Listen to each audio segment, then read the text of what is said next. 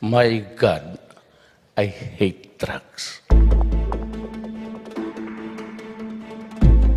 President Duterte warns of radical changes in the country in the coming days. Speaking upon his arrival from a visit to South Korea, he hinted about using his powers under a state of national emergency that he declared to fight crime. Our senior correspondent Ina Andolong talked to his chief legal counsel to find out what the president meant. Radical changes soon. That's the president's latest warning to criminals, both working in and outside government. Well, somehow, even with this meager emergency power, I will use it to the hilt at put things in order. Niwarning ko lang kayong mga kriminal, lahat na. Nasa gobyerno, sa labas, I will make radical changes in the days to come. The president was likely referring to the declaration of a state of national emergency, which is in effect in the entire country. He issued Proclamation 55 in September 2016 in response to the Davao City night market bombing. It's not been lifted since. Now it seems the president wants to invoke the declaration in his campaign against criminals.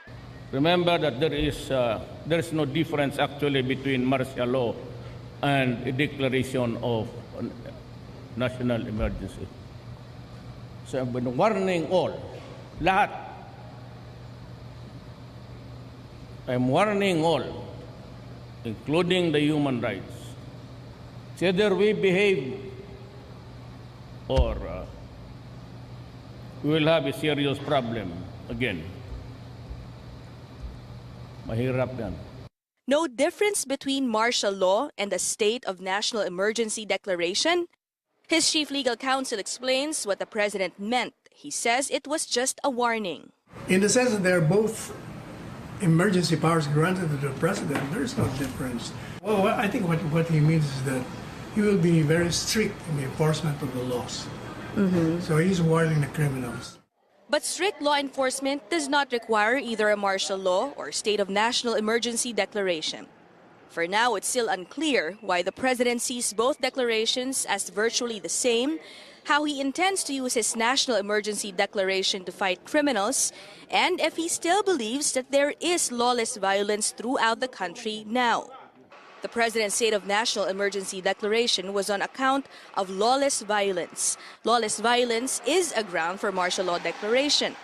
But though Proclamation 55 orders soldiers and policemen to undertake measures to prevent the spread of lawless violence, it does not mention of a possible suspension of the writ of habeas corpus, which is allowed in martial rule.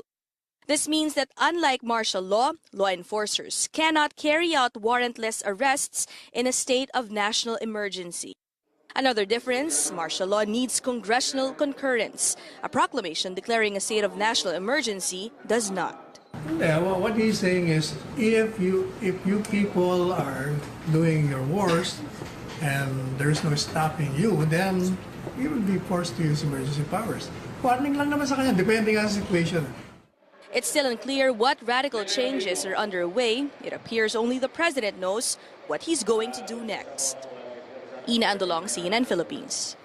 President Duterte says around 250 billion pesos in investments are coming in from South Korea, and the money is expected to create 25,000 jobs. South Korea is also promising over 50 billion pesos in official development assistance, which is 2 times its initial pledge.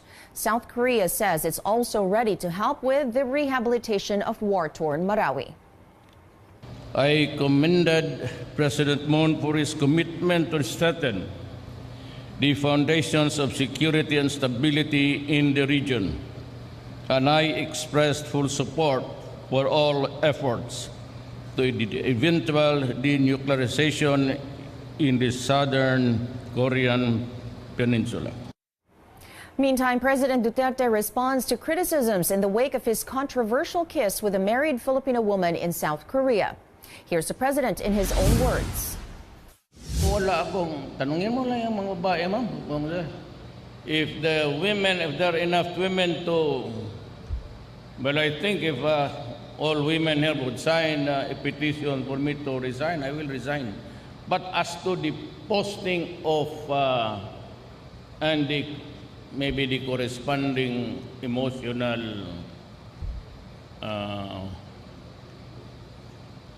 feeling that was generated, I said, I cannot answer it.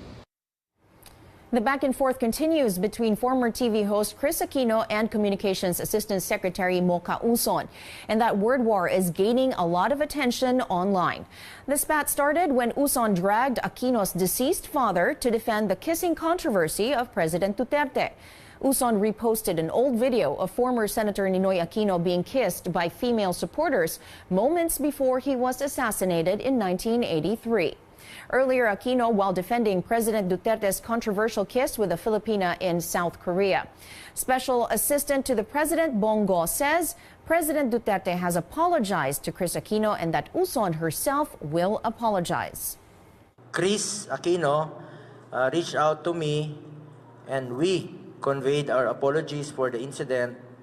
We, ibig sabihin, kami po ni Pangulong Duterte, we understand the emotions of both sides since both leaders, I'm referring to President Duterte and former Senator Benigno Aquino, are well respected and loved. Nag-usap kami ni Mocha kanina at nagkasundo na natapusin na ang isyong ito. She will also apologize. Shortly after Go spoke, Uson posted a Facebook status on her page, Mocha Uson Blog. She said, quote, "With all due respect to everyone involved, I decline to apologize for the truth," end quote. She also posted a video saying this. Ito po ang aking response sa live video ni Miss Chris Aquino. This is not about Chris Aquino. Tungkol ito sa paglagay ng mali siya sa isang halik. Itinumbas lang sa gawain ng ibang leader tulad ng tatay niya. Miss Aquino, this is not about you. Aquino responded through a lengthy post on Instagram. The actress and former TV host says she was hurt by Uson's move. In her latest Facebook Live this evening, Aquino said the issue is about her as it involves her parents. She is responding to Uson's statement, saying the issue is not about her. Aquino also added, quote, "Mocha, you win."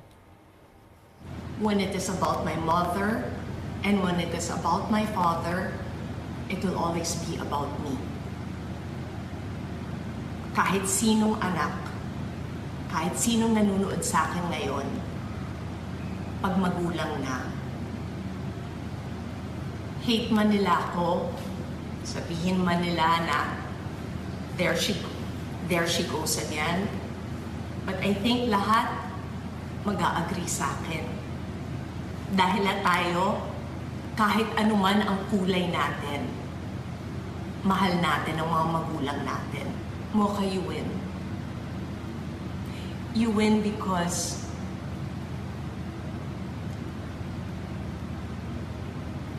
you hurt me.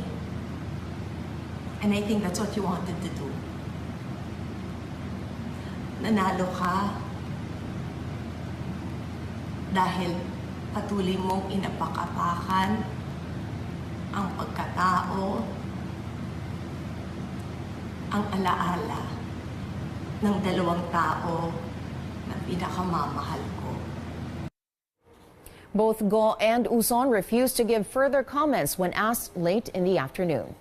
We do appreciate all your online comments on our top story tonight. Keep them coming through our pages at CNN Philippines. We are also live on Facebook right now. Here are today's global headlines.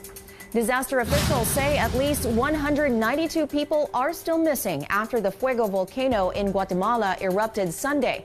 The local disaster agency says new flows of ash, gas, and rock from the volcano have put a number of areas in danger. The risk is compounded by heavy rains that could mix with ash to form acid rain or cause mudslides. More communities are evacuating because of the dangerous eruption. These include areas previously declared safe zones. The volcanic eruption has claimed at least 72 lives. The United Nations is sending 60 people to the Central American nation to visit shelters and emergency operations centers. The United States carries out another military operation near contested islands in the South China Sea. The U.S. Pacific Air Force says 2 B-52 bombers flew within the Spratly Islands vicinity yesterday. The flyover comes days after U.S. Defense Secretary James Mattis called Beijing out over its militarization of the islands. Washington accuses Beijing of intimidation and coercion in the Indo-Pacific, and it says the U.S. has no plans to leave the region. China has yet to react to the most recent U.S. operation, but it has repeatedly condemned the Western power for sailing warships near disputed islands. The venue for the anticipated U.S.-North Korea summit is now set. U.S. President Donald Trump and North Korean leader Kim Jong-un will meet for the first time on June 12th at the Capella Hotel in Singapore. White House Press Secretary Sarah Sanders made the announcement on Twitter. Delegations from the U.S. and North Korea met 4 times last week at the same hotel to iron out logistics for the summit. And Capella is on Singapore's Sentosa Island, which boasts several resorts, hotels, 2 golf courses, and a theme park.